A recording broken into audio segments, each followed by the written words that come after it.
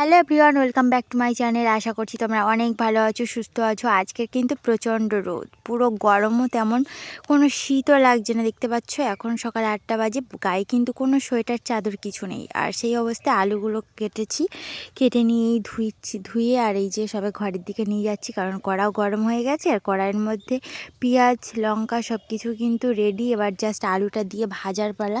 তো আলু ভাজা করে কিছু ব্রেকফাস্ট করে নেব, নিয়ে তারপর বেরোবো। তো কোথায় যাব সেটা তোমাদের অবশ্যই দেখতে হবে পুরোটা। তো এখন পেঁয়াজটা পুরো ভালো করে কষানো হয়ে গেছে, বাইরে মেয়েরা খেলছে আর আমি সেই সুযোগে এদিকে রান্না করছি। আজকে মেয়েকে আর বই পড়ানো হয়নি, কারণ কোথাও যাওয়ার সময় হলে না আর মনের মধ্যে ভাবি কখন বের হব, এই বুঝি খেয়াল ছেড়ে যাবে, এই গাড়িটা ধরতে পারবো না, এরকম একটা মনের মধ্যে কনফিউজড হয়। তো তোমাদের এরকম কাদের কাদের হয় আমার মধ্যে অবশ্যই জানিও। তো সকাল সকাল উঠে আলু ভাজার একটা কারণ রয়েছে, সবাই আবার ভাতও খাবে, সেই কারণে আমি এটা আমার মতো করেই করে নিচ্ছি। তো চলো এটা ঝটপট ভেজে নিই, আর ভেজে নিয়ে আমি তারপর বের হব। তো অবশেষে আলু ভাজাটা হয়ে গেছে আমার। আর এখানে দেখো গামলাইতে আমি মুড়ি করে নিচ্ছি, অল্প করে মুড়ি নিচ্ছি আমার জন্য। আমি একটু পান্তা ভাত খাবোই না আজকে, শুধু একটু মুড়ি খেয়ে বের হব। মুড়ির সাথে কিন্তু আলু ভাজা নেব একটু, আর নেব একটু রাতের সয়াবিনের তরকারি। আর আলু ভাজাটা কিন্তু বেশ একটু বেশি করেই তেল দিয়ে ভেজেছি, কারণ অল্প তেলে যখন রান্না করি না, বাড়িতে থাকতে থাকতে অল্প তেলে রান্না করলে ঠিক আছে, কিন্তু কোথাও যাওয়ার সময় অল্প তেলে রান্না করা হয় না, কারণ আলু পুড়ে যাবে বা আলুটা সেদ্ধ হবে না, এরকম একটা ব্যাপার স্যাপার হয়ে যায় আমারও। তো ওই জন্য আমি কোথাও যাওয়ার সময় একটু বেশি বেশি তেল দিয়ে রান্না করি, তাড়াতাড়ি হয়েও যায়। এই দেখো আমি আলু ভাজা নিয়ে নিয়েছি, আর এইখানে আমার জন্য একটা ডিম ছিল, সেদ্ধ ডিম।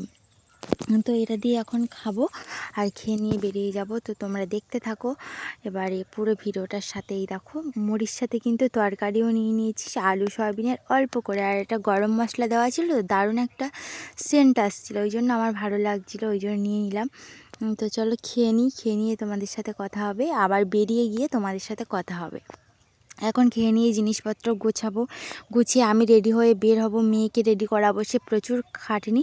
তো অবশেষে এখন বাজে 10:30, আর খেয়া এসেছে নদীতে, দেখতেই পাচ্ছ। মেয়ে এই যে সামনে আমার, দুজনে মিলে যাচ্ছি খেয়ার ওদিকটাতে, আর লোকজন নামবে তারপরে উঠবো।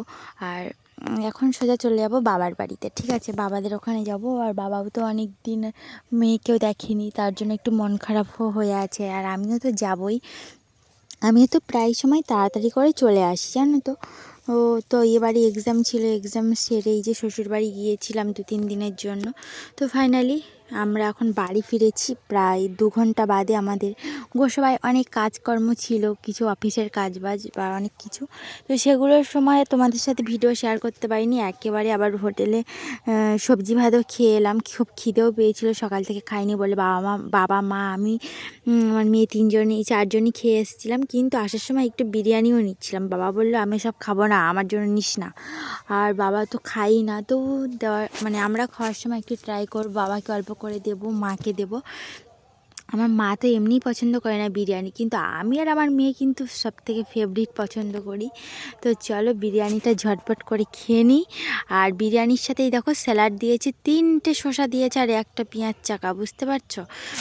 আর এখানে আমাদের গোসাবাতে 90 টাকা করে নিয়েছে, যদিও বা আমাদের পিয়ালিতে নেয় 90 টাকা, কিন্তু গোসাবাই নিয়েছি 100 টাকা, জানো তো। আর এখানে একটা বড় আলুর পিস ছিল, আর একটা ছিল গোটা ডিম, আর 1 পিস লেগ পিস ছিল চিকেনের। তো আমার তো দেখে জিভেই জলই চলে আসছে। তোমরাও কে কে খাবে চট জলদি করে চলে এসো। জানি কে কে আমার মতো পছন্দ করো সেটাও কিন্তু জানিও। আর এই বিরিয়ানিটিতে একটু মশলা বেশি দেওয়া ছিল, কারণ এটাতে একটু বেশি পরিমাণে এলাচ আরও যা যা যা থাকে আর কি। চিকেনটাতেও একটু বেশি করে লঙ্কা গুঁড়ো দিয়ে কষাই করানো ছিল, কারণ একটু বেশি ঝাল ঝাল লাগছিলো, আর দারুণ লাগছিলো। আমার মেয়েও কিন্তু খেয়ে নিচ্ছিল ঝাল ঝাল অবস্থায়ও। এবার একটু শুয়েছিলাম, শুয়ে নিয়ে ঘুম থেকে একটু উঠেছি, মানে ঘুমিয়েও গেছিলাম, সারাদিনে একটু জার্নি গেছে। তো দেখতে পাচ্ছি চোখ মুখটা বেশ ফোড়া ফোড়া লাগছে। এবার এখন চলে যাচ্ছি বাজারে। তো এখন মিনিমাম 4:30-এর বেশি হয়ে গেছে, বাজারে যাচ্ছি। মা কিন্তু আমার আগেই বাজারে চলে গেছে, বাজারে গিয়ে সবজি কিনছে। আমাকে বলল আমি তো 2-3টে ব্যাগ নিয়ে যাচ্ছি, আমি পারবো না, আমাকেও যেতে বলল। তো সেই কারণে আমিও যাচ্ছি পরে।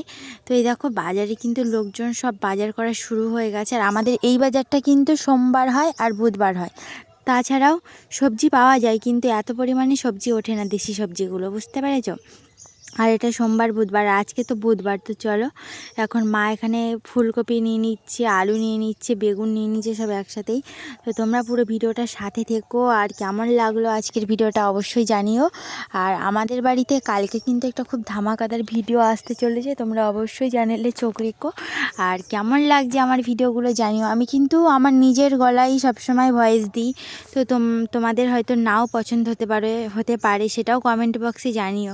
তবে আমি আমার মতো করেই ভিডিও দেওয়ার চেষ্টা করি, আমার যতটা সাধ্য হয় আমি প্রতিটা দিন রেগুলার ভিডিও দিই। কিন্তু যখন খুব শরীর তো সবার সবসময় ঠিক থাকে না, অসুস্থ হয়ে যায়, সেই কারণে তখন আর ভিডিওগুলো দিতে পারি না। তো সেটা তোমাদের জানিয়েও দিই। তারপরে মা এখানে চলে এসেছিলো ডিম দোকানে, কারণ এই ডিমগুলো নিয়ে আর আমাদের মুরগি মুরগি হচ্ছে তা নিয়েছে, বুঝতে পেরেছো, মানে মুরগি তা নিয়ে আর ডিম ফুটিয়ে বাচ্চা হবে, সেই কারণে মা এখানে কয়েকটা ডিম নিয়ে নিচ্ছে, 10টা ডিম। তো 10টা ডিমই বসানো হবে। তো কেমন লাগছে ভিডিওটা আজকের জানিও। আর সবাইকে জানাচ্ছি টাটা, আর দেখা হচ্ছে কালকের একটা ভিডিওতে। তো এখানে ডিমের বাজার দিয়েই তোমাদের সাথে ভিডিওটা শেষ করছি।